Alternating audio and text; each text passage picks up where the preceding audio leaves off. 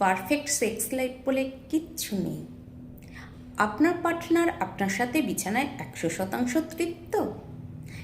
এই কথাটা যদি আপনি দৃঢ়ভাবে বিশ্বাস করেন, তবে আপনাকে আমি দুটি চরম সত্যের মুখোমুখি দাঁড় করাতে চাই। এক, আপনি হয় চরম বোকার স্বর্গে বাস করছেন। দুই, আপনার পার্টনার একজন দুর্দান্ত অভিনয় শিল্পী, যিনি আপনার ইগো বাঁচাতে নিজের অতৃপ্তিকে সযত্নে লুকিয়ে রাখছেন। পর্দার নীল আলো আর সোশ্যাল মিডিয়ার ফিল্টার করা দুনিয়া আমাদের মগজে এক বিষাক্ত ফ্যান্টাসি ঢুকিয়ে দিয়েছে।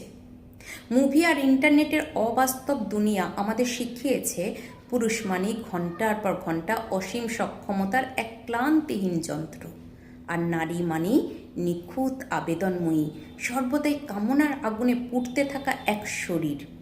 কিন্তু বাস্তব হলো পারফেক্ট শারীরিক সম্পর্ক বলে এই পৃথিবীতে কিচ্ছু নেই। এটা নিছকই একটা বাণিজ্যিক মিথ্যে, যা বিক্রি করে কোটি কোটি ডলারের ইন্ডাস্ট্রি ফুলে ফেঁপে উঠছে। আর আপনার আমার মতো সাধারণ মানুষের দাম্পত্য জীবন মানসিক অবসাদে ধুঁকছে। আপনি যতই জিম করা পেশিবহুল স্মার্ট পুরুষ হন না কেন, অথবা আপনি যতই আকর্ষণীয়, জিরো ফিগার বা জটিল দেহের অধিকারী সেক্সি নারী হন না কেন, দিনের শেষে আপনি রক্ত মাংসের একজন সাধারণ মানুষ। আপনার পার্টনার আপনার কাছ থেকে স্যাটিসফ্যাকশন কিছুটা কম পেতেই পারে। হ্যাঁ, এটাই চরম সত্য। আপনার স্ত্রীর দেহ থেকে আপনি আজীবন 100% সুখ পাবেন, এই গ্যারান্টি যেমন কোনো দেহতত্ত্ব বা বিজ্ঞান দিতে পারে না, ঠিক তেমনই আপনিও আপনার স্বামীকে বা স্ত্রীকে প্রতিদিন 100% সুখ দিতে পারবেন, এমন কোনো চুক্তিপত্র প্রকৃতি আপনাকে সাইন করিয়ে পৃথিবীতে পাঠায়নি। বাস্তবতা হলো আপনার মধ্যে কিছুটা শারীরিক অক্ষমতা, কিছুটা দুর্বলতা বা জৈবিক চাহিদার ঘাটতি থাকবেই।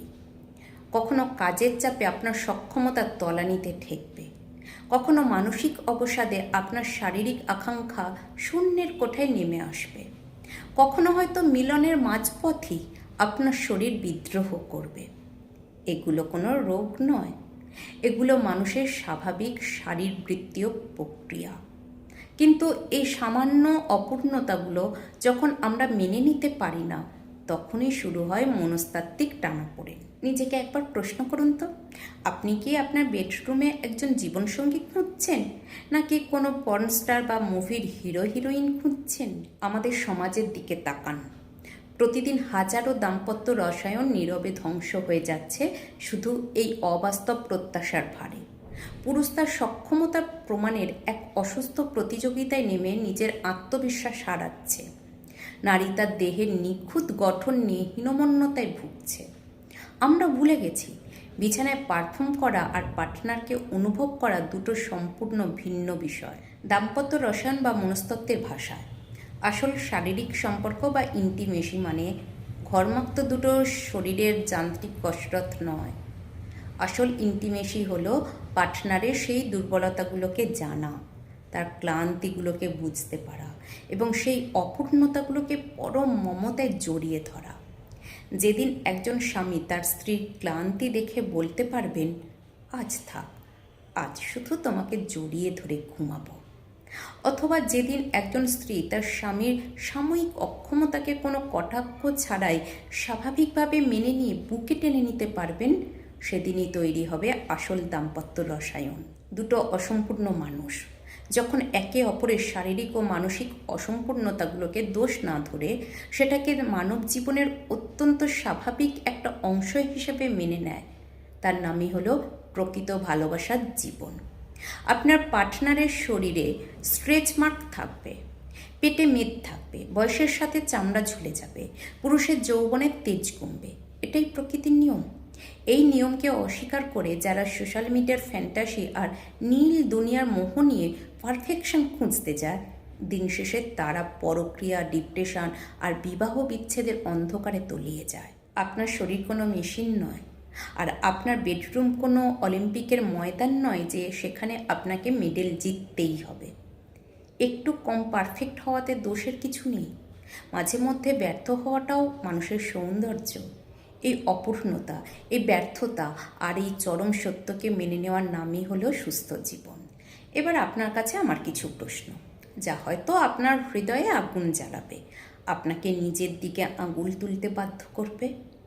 আপনি কি সত্যি আপনার পার্টনারের মানুষ রূপটাকে ভালোবাসেন, নাকি কেবল তার শরীরের মাংসপিণ্ড থেকে নিজের স্বার্থ খোঁজেন? আপনার পার্টনার যখন আপনাকে পুরোপুরি তৃপ্ত করতে ব্যর্থ হয়, তখন কি আপনি তাকে মানসিকভাবে দূরে ঠেলে দেন? পর্দার অবাস্তব দুনিয়ার সাথে নিজের বাস্তব জীবনকে মেলাতে গিয়ে আপনি কি আপনার সুন্দর সংসারটাকে নিজেও হাতে তিলে তিলে ধ্বংস করছেন না? আমি জানি এই ভিডিওটা অনেকের ইগোতে আঘাত করবে, অনেকের লুকানো ক্ষোভকে উস্কে দেবে, হয়তো অনেকে এই চরম সত্যগুলো মানতে চাইবেন না। আপনাদের নিজস্ব অভিজ্ঞতা কি বলে? আপনি কি মনে করেন পারফেক্ট বলতে আসলে কিছু আছে, নাকি পুরোটাই আমাদের মনের ভুল? আপনাদের মতামত, ক্ষোভ বা অভিজ্ঞতাগুলো কমেন্ট বক্সে জানান। আমি জানতে চাই সমাজ কতটা চোখ বন্ধ করে আছে আর কতজন সত্যের মুখোমুখি দাঁড়ানোর সাহস রাখে।